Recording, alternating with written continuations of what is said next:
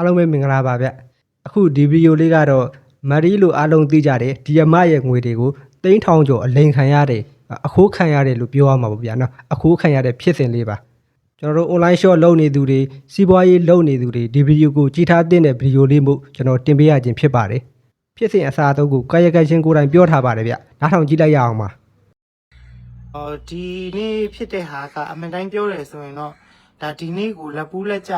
မိပြီးတော့ဖမ်းလိုက်လို့ဒီလိုဖြစ်တာပေါ့နော်ရှင်းဖို့တွေဖြစ်လာတာကျမတို့ကမျက်စိမိတ်ပြီးတော့တောင်မှလက်လွှဲထားပြီးတော့ယုံကြည်ရတဲ့လူမိန်းကလေးနော်မိန်းကလေးတဲ့လောက်တာလူရင်းတဲ့ကပေါ့နော်တိချင်းမှာငွေအမောက်လည်းတအားများတယ်ခိုးရတာကလည်းနှစ်တွေလည်းကြာတော်တော်သူကလေနှစ်ချီပြီးခိုးရတာဆိုတော့လေစနစ်တကျကိုခိုးတာသူခိုးပုံခိုးနေကိုကျွန်မပြီးရင်ရှင်းပြမယ်ပြောပြမယ်အဲ့ပြောကြကြတက်လာသူခိုးတဲ့ပုံစံမှာ customer တွေမထိခိုက်တယ်လို့နော်ဘာမှလည်းမတိရလောက်တဲ့နီးစနစ်နဲ့ခိုးတယ်ဒါပေမဲ့ကိုတိုင်းကိုပဲနစ်နာသွားတယ်အခုဖြစ်သွားတဲ့ကိစ္စမှာအဲ့ဒီအတွက်ကြောင့်ကျွန်မကလည်းဒါ online shop တွေလုပ်နေတဲ့လူတွေเนาะတခြားကျွန်မတို့လိုစီးပွားရေးလုပ်နေတဲ့လူတွေသိစေချင်တယ်ကျွန်မတို့အခုစစ်တလောက်ကတော့ရာချီတယ်ပါတာရာချီတယ်ဆိုတာ100ကျော်လည်းဖြစ်နိုင်တယ်လို့200ကျော်လည်းဖြစ်နိုင်တယ်300ကျော်လည်းဖြစ်နိုင်တယ်400ကျော်လည်းဖြစ်နိုင်တယ်500ကျော်လည်းဖြစ်နိုင်တယ်ဘယ်လောက်ရေလို့အတိအကျကကျမတို့စစ်နေတော့မယ်လေအတိအကျပြောပြရမယ်ဆိုရင်ကျမတို့စီမှာလွန်ခဲ့တဲ့2021ထဲကအလုပ်စဝင်တဲ့ online မှာเนาะ online သမားပါမိန်းကလေးပါတိတဲ့လူတွေအတော်များများတိမှာပါသူကခိုးပါတယ်သူ့ရဲ့ရီးစားเนาะသူ့ရဲ့အဲ့မိန်းကလေးရဲ့ရီးစားကကြတော့အဲ့ဒီခိုးရပါပစ္စည်းကိုသူတို့ရအောင်ယူပါတယ်ပြီးတော့သူ့ရဲ့ညမအဲ့ရီးစားရဲ့ညမလားသူ့ရဲ့ညမလားတယောက်ကလည်းအဲ့ခိုးရပါပစ္စည်းကိုလက်ခံပါတယ်နော်အဲ့ဒါကြောင့်မို့ဘလို့ပုံစံနဲ့ခိုးရဲဆိုအရင်ပြောပြပါမယ်ကျမတို့ပစ္စည်းဝယ်တယ်ဆိုရင်ကျမတို့မှာဒီလိုရှိပါတယ်ကျမတို့ဒီမှာဝယ်တဲ့လူရဲ့နာမည်ဖုန်းနံပါတ်နေရာလိပ်စာဒီမှာငွေအမောက်ပြီးလို့ရှိရင်ဒီဘက်မှာဒလီကနော်အဲ့လိုမျိုးရှိပါတယ်ပြီးရင်ကျမတို့မှာပေလေတွေဆိုတော့လက်ရေးမှုနဲ့ပို့ပါတယ်နော်အထုပ်ကိုပို့ပါတယ်အဲ့လိုပို့တဲ့အထုပ်တွေပေါ့နော်ဒီလိုပို့မယ်အထုပ်ကြီးရှိမယ်ထုတ်သေးရှိမယ်เนาะဒီလိုမျိုးလေးရှိမယ်ငွေအမောက်တွေကလည်းအမျိုးစုံရှိမယ်ဒီမှာဆိုလို့ရှိရင်ဒါဒီနာမည်ဆိုလို့ရှိရင် तू ကအကောင့်နာမည်တစ်ခုခုပေးလိုက်တယ်ပေးပြီးတော့ဒီမှာရေးထားတဲ့ဖုန်းနံပါတ်ကသူ့ရဲ့ရီးစားရဲ့ဖုန်းနံပါတ်ဒီကျမတို့ဆိုင်ကခိုးတဲ့တခိုးမရဲ့ရီးစားရဲ့ဖုန်းနံပါတ်ကိုရေးပါတယ်ရေးပြီးတော့သူ့ကိုတခိုးမလို့ပြောရဲဆိုတာ तू ကတကယ်ခိုးတဲ့ကောင်မှမလို့နာမည်ထည့်မပြောသေးဘူးเนาะပြီးလို့ရှိရင်သူတို့ကနေတာစံပြစီသင်္ကန်းကျွန်းမှာနေတဲ့အတွက်ကြောင့်စံပြစီသင်္ကန်းကျွန်းဆိုပြီးရေးပါတယ်ပြီးလို့ရှိရင်ငွေကောက်မပါ delivery ပြီးလို့ရှိရင်အောက်မှာမနေ့က20ဆိုတော့ဒီနေ့21ရက်နေ့အရောက်ဖို့ရန်ဆိုပြီးတော့သူက deli ကိုအပ်ပါတယ်အဲ့ဒီအထုပ်ထဲမှာကိုသူကဒီမှာတစ်ထုပ်နှစ်ထုပ်သုံးထုပ်လေးထုပ်ဒီပတ်စံကြီးရှင်းရမယ်ငွေအမောက်တွေရှင်းရမယ်အဲ့ဒီငွေအမောက်တွေရှင်းရမယ်အထုပ်ကိုသူကဒီလိုမျိုးအားလုံးစုပြီးတော့ပေါင်းထည့်လိုက်ပါတယ်ဒီထုပ်တွေကိုပေါင်းထည့်လိုက်တယ်ပြီးရင်နောက်ထုတ်လည်းရှိတယ်ဒီထုတ်ဆိုတစ်ထုတ်ထဲနဲ့4သိန်းကျော်တယ်အဲ့4သိန်းကျော်တဲ့အထုတ်ကိုလည်းသူကသူ့ရဲ့ညမနာမည်နဲ့သူ့ညမဖုန်းနဲ့ကိုအဲ့ဒီလိုပဲတင်ငန်းကျွန်းငွေရေး9လမ်းဆိုပြီးပို့လိုက်ပါတယ်အဲ့ဒီထုတ်ကိုလက်ခံလိုက်တယ်လက်ခံပြီးတော့မှသူတို့ကအိမ်ရောက်တော့မှအဲ့ဒီထုတ်ကိုဖြဲတယ်ဖြဲပြီးတော့မှဒီလိုအထုပ်တွေကိုနေရက်လိပ်စာတွေနဲ့ကျမတို့ရဲ့ customer ကိုတောင်မှသူကတကယ်ဝယ်နေကြ customer ငွေအမောက်ရတဲ့ customer မသိရင်ကျမတို့ပင့်လေတွေကပို့ခိုင်းတဲ့ပုံစံမျိုးနဲ့သူတို့ကသူ့ရီးစားကဒလီသမားတယောက်နဲ့ပေါင်းပြီးတော့လိုက်ပို့ပါတယ်လိုက်ပို့ပြီးတော့အဲ့ဒီငွေကောက်တွေကိုသူတို့ကယူပါတယ်နော်အဲ့တော့ငွေကောက်တွေကိုသူတို့က8သိန်းမိ8သိန်း10သိန်းမိ10သိန်းသူတို့ရပါတယ်အဲ့ဒီပတ်စံတွေကိုသူတို့ကယူတယ်ဒလီသမားကိုသူတို့ကဒလီကရှင်းတယ်ကျမတို့စီမှာစရင်ထွက်သွားတာကအထုပ်ကဒီနေ့ online မှာအထုပ်80ဒလီကိုအပ်တယ်ဆို80လုံးကျမတို့စီမှာစရင်ရှိတယ်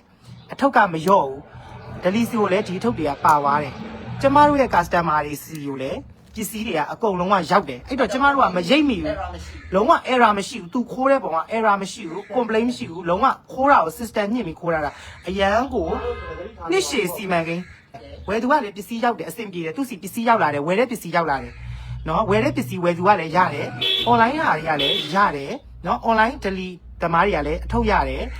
်ဘာမှမရတာကျမကအဲ့ဝယ်သူတွေရဲ့ပတ်စံ10သိန်းဆိုလဲ10သိန်းလုံးကကျမမရဘူး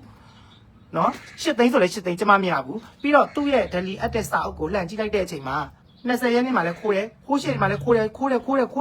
တနေ့ကို2ထုံလုံးသူခိုးသွားတယ်ကျမတို့ ပေါ်စာမှုတွေလည်းပါတယ်အခုကျမပြောချင်တာကျမတို့ဟိုဟာမလုပ်ဘူးလားဒီဟာမလုပ်ဘူးလားဆိုတာအမားတို့ရဲ့ system နဲ့ကျမတို့သွားတဲ့ system တူချင်မှတူမယ်ကျမတို့ကလုံးဝ family တိုက်သွားထားတာမိသားစုတွေလိုနေထားတာဝန်ထမ်းတွေနဲ့ကျမတို့ချစ်ချစ်ကြည်ကြည်နေထားတာအခုချိန်ထိအမားတို့တွေဆွဆွဲနေတယ်လို့ပြောနေတယ်လို့ဒီလိုလူမျိုးတွေစီမှာခိုးလို့မိရင်တေနေလောက်ပြီလို့เนาะအမားတို့ပြောကြရယ်เนาะ comment တွေအများကြီးအဲ့ဒါတော်တော်များများရေး share တာတွေလည်းတွေ့တယ်တေနေလောက်ပြီလို့အခုလောက်ဆိုဘလို့မုံမုံအစဲခံနေရပြီလို့ဖြစ်သွားတဲ့ပြဿနာမှာတခြားဝန်ထမ်းမပါဘူးဒီဝန်ထမ်းတယောက်တည်းက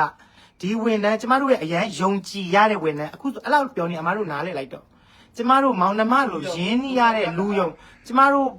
ရဲ့ဝန်ထမ်းတွေမှာအစိတ်ချဆုံးဆိုရယ်ဝန်ထမ်း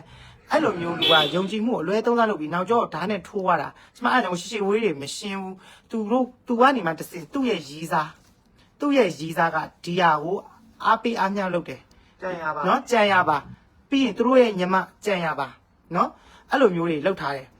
လူယုံထိုးတဲ့ဓာတ်ကပိုနာတယ်တဲ့ကိုယုံကြည်စိတ်ချရတဲ့သူကအခုလိုလှုပ်သွားတဲ့ခံစားချက်မျိုးကိုကိုကျေးစာပါတယ်ဗျ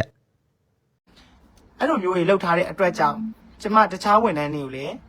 ကျမဘက်ကကျမစစ်ဆရာဆရာစင်မိသားချင်းပြောပြီးပြီเนาะအဓိကတရခန့်သူပဲเนาะအဓိကသူပဲအဲ့ဒီအတွက်ကြောင့်သူဘလို့ခိုးတယ်ဆိုတာပြောပြတာเนาะအခုကကျမတို့ကတခိုးတယောက်ကိုမိရင်တော့မှကျမတို့က line မော်တင်ရုပ်အဲ့လိုတင်လိုက်ရင်တော့မှဆဆရကကြီးများတော့เนาะလာရတွေလာပြောမယ်ဘာတွေညာတွေသူတို့မှာဘဝရှိသေးတယ်မျက်နှာကြီးလူဖြစ်ရအောင်မှာသူတို့မှာဘဝရှိသေးရင်လူလိုသိရင်တွေးရမှာသူတို့เนาะတွေးရမှာအစောကြီးကငါတို့ဒီလိုခိုးလိုက်လို့ရှိရင်ဒီလိုကြီးဘဝပြတ်သွားမလားသူဆိုတာနာမည်ကြီးဆိုင်ကလူသိများတယ်ဒါကျမတို့ဆိုလူသိများတယ်ဆိုရင်ဒါသူတို့ခိုးရတယ်ဆိုတဲ့သူတို့လောက်ရဲခံရဲတယ်ဆိုတဲ့စိတ်သူတို့မှရှိတယ်ကိုတွေကမတို့ပြောသလိုမရိုင်းနဲ့ဆဲတယ်ဆိုပေမဲ့အဲ့လောက်ထိရုံမှာကောက်ချစ်တဲ့နှလုံးသားမရှိဘူးအဲ့လိုစိတ်မရှိဘူးအခုမိထားတာတရားအထက်ကိုသူတို့ပါဇက်ကဝန်ခံတာကလည်းတရားအထက်လို့တရားအထက်သူတို့ခိုးပါတယ်တရားကြော်ပါတယ်ဆိုတာဝန်ခံတာပါတယ်ကျမတို့မိထားတာကြီးလည်းအခုစစ်နေနဲ့တရားကြော်ပါတယ်နောက်ထပ်ရှိပါသေးတယ်အဲ့ဒါတွေကသူတို့စည်ရင်းဖြောင်းထားပါတယ် तू ကဘယ်လောက်ထိတောင်ဟိုဟာဖြစ်လဲဆိုရင်လေကျမတို့ဆိုင်ကနေထွက်ပြီးတော့တခြားဆိုင်မှာပါအလုပ်လျှောက်ထားပါတယ်ရှင်နော်အလုပ်လျှောက်ထားပါတယ်နဲ့တခြားဆိုင်မှာအလုပ်လျှောက်ထားသူကပြေးမဲ့စီစဉ်နေရှိပါတယ်အဲ့ဒါကြောင့်မလို့ကျမရဲ့ငွေတန်မိုးကတော့မနှဲဘူးပါသွားတယ်ရှင်နော်ပါသွားတယ်တော်တော်ကြီးကိုခံလိုက်ရတယ်လူရင်းလည်းဖြစ်တော့ပို့ပြီးတော့ခံစားရတယ်ခံလိုက်ရတယ်ယုံကြည်ရတဲ့လူလောက်သွားတော့ပို့ပြီးတော့ငွေမောက်တွေများတယ်ပွဲရှာခြင်းမဟုတ်ပါပွဲလုပ်ခြင်းမဟုတ်ပါအဲ့ဒါကြောင့်မို့ကျမတို့လာရုပ်ပွဲရှာတာတို့ပွဲလုပ်တာတို့အဲ့ဒါမျိုးတွေဒါပြောရင်လည်းကျမဘက်ကအိုင်းလို့ခဲနော်ပြောထားပြီးသားကျမချွေးနေစာလေးပြန်လို့ခြင်းပါတယ်ရှင်နော်ကျမရဲ့ချွေးနေစာလေးပြန်လာပေးပါနော်မတော်မတရားခိုးရတဲ့အနှစ်နဲ့အလားလားခိုးရတဲ့ငွေသားတွေကျမရဲ့ပတ်စံတွေပြန်လာပေးပါရှင်နော်ကဲအားလုံးပဲအဲ့ဆို good night ပါတတနော် ဗီဒီယိုလေးကတော့ဒီလောက်ပါပဲဗျကျွန်တော်မိတ်ဆွေတို့လည်းအဆအဆရရခရူးဆိုင်ကြပါဒီဗီဒီယိုလေးကမိတ်ဆွေတွေအတွက်အကျိုးရှိမယ်လို့လည်းမျှော်လင့်ပါတယ်